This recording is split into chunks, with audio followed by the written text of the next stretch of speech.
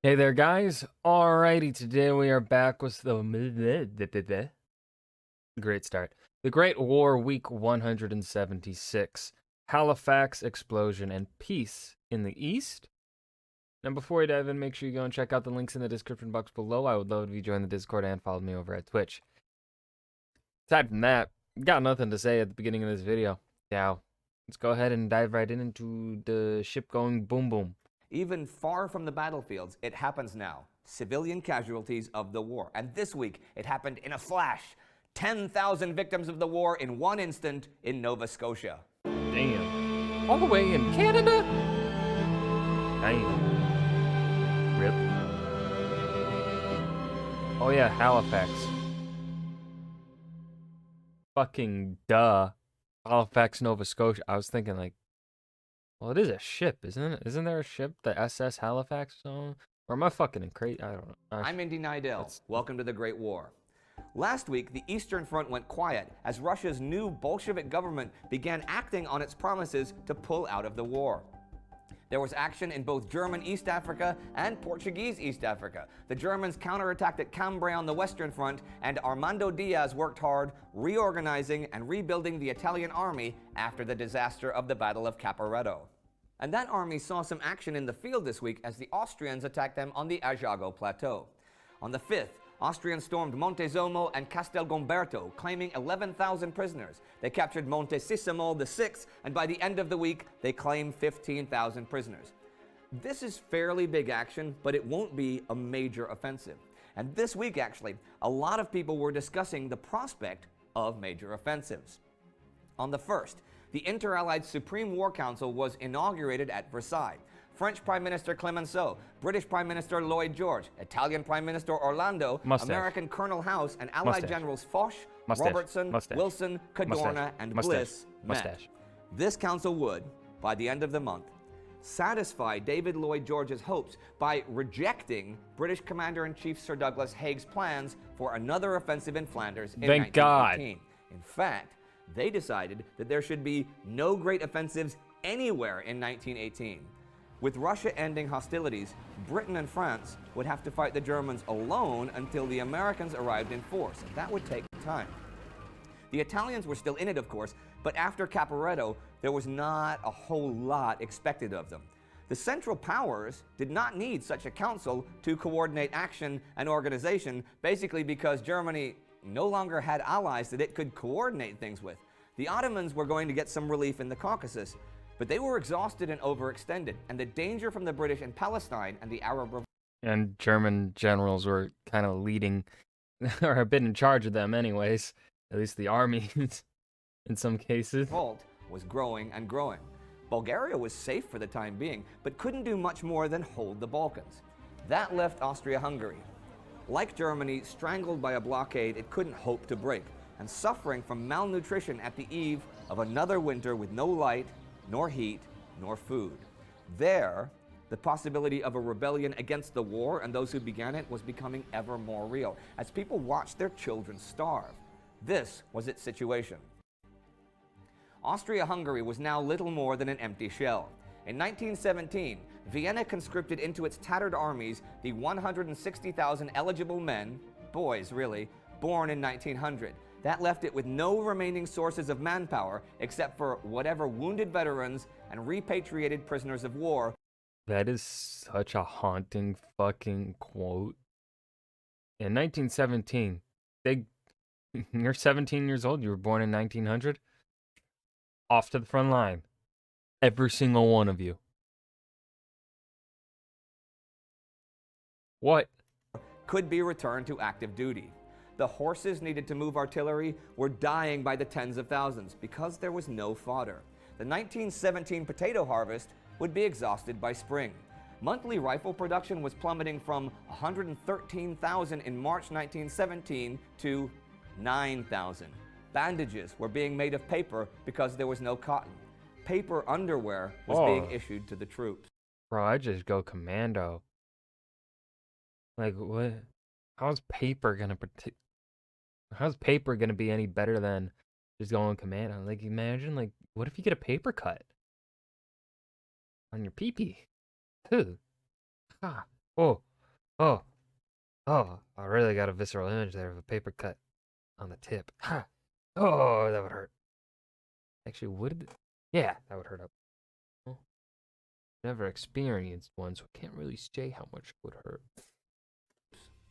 The High Command concluded that the Army was incapable of any offensive activity in 1918.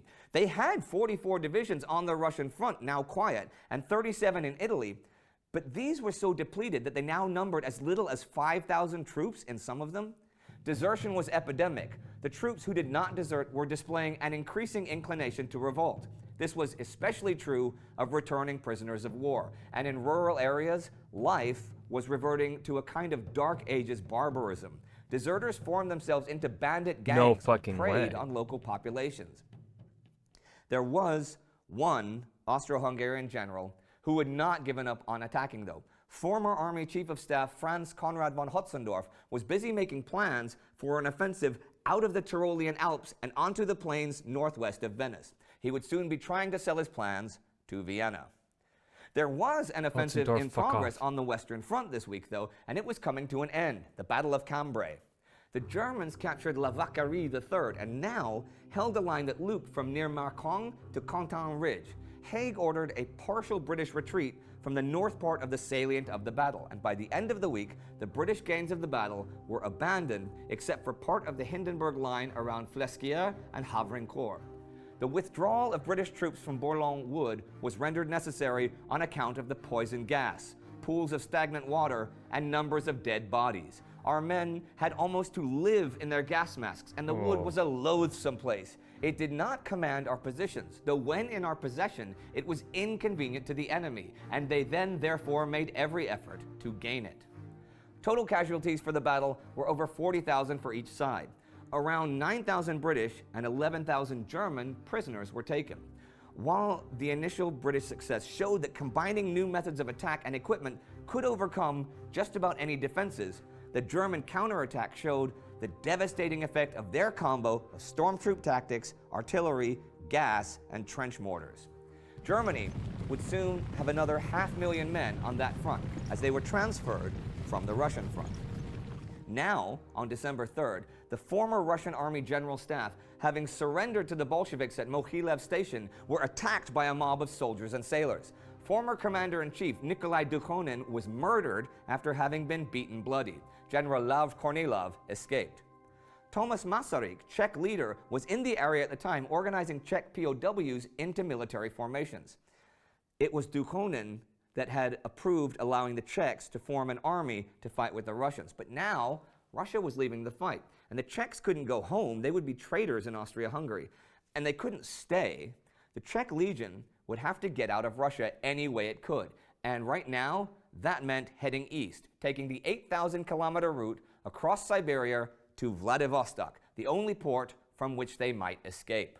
On December 2nd, Russian and German delegations were welcomed at Brest-Litovsk by Prince Leopold of Bavaria, and on the 5th, a preliminary suspension of hostilities was signed, though armistice negotiations would continue.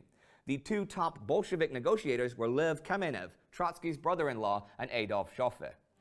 For the sake of revolutionary propriety, a worker, a peasant, and a soldier had also been included in the delegation. The peasant had only been found at the last moment during the railway journey at a wayside station. These symbols of the revolution were given no part in the negotiations. On the 6th, Romania was also obliged to suspend hostilities. They were kind of forced to. Their only ally that was in physical contact with them had just ended the fight. And like Estonia last week, Finland now declared independence from Russia December 6th. Another result of Russia's revolution, like Russia leaving the war. But Russia leaving the war wasn't the only explosive news at the moment.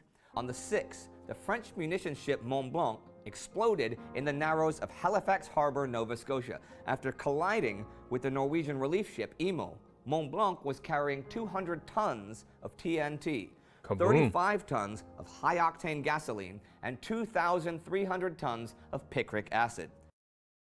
Big boom. The ships collided at 8:45 a.m., and the picric acid caught fire, which was helped by 10 tons of gun cotton also aboard the Mont Blanc. The crew abandoned the burning ship, and the Halifax Fire Department was just about to begin fighting the blaze when the Mont Blanc exploded. Millions of dollars of damage was done to property, and 25,000 people were made homeless. The total casualties were over 10,000, which included hundreds permanently blinded by the flash. Damn. 5 British steamships were damaged. 2/3 of their crews were lost. The shockwave shattered windows as far as 80 kilometers away from the harbor.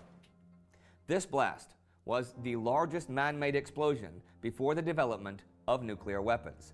Pretty much everything in an 800-meter radius was obliterated. The largest explosion wasn't even used in war until the nuclear bomb. Which included almost the whole neighborhood of Richmond. There were huge rescue efforts immediately underway from Canada and the US, but they had problems getting in because of a blizzard. As you can imagine, the local hospitals were overwhelmed. Just to give you an idea of its impact, this explosion was, for many years, the standard by which other explosions were measured. After the bombing of Hiroshima, Time magazine wrote that the power of the little boy bomb was 7 times that of Halifax.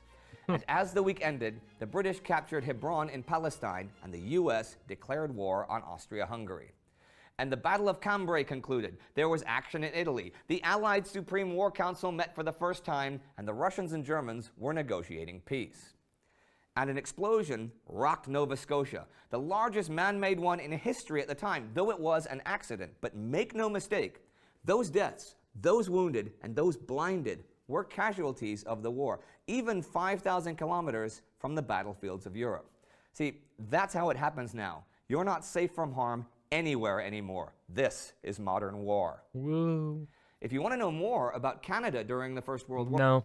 And that was the Halifax explosion. Peace in the East. The Great War Week 176.